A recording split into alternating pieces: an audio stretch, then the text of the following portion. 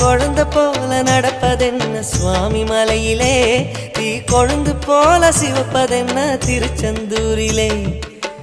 குழந்தை வேலன கொஞ்சி விளையாடலாம், கோபக்கார குமரன எப்படித்தான் ஆடலாம்.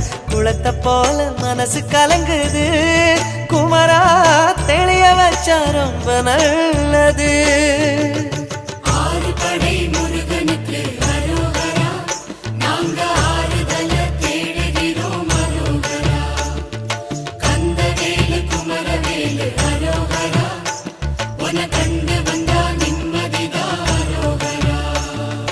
பழனியிலே சந்நியாசி, தணிகையிலே சம்சாரி, ஓம் கணக்கு புரியலையே முருகா, ஓம் கணக்கு புரியலையே முருகா.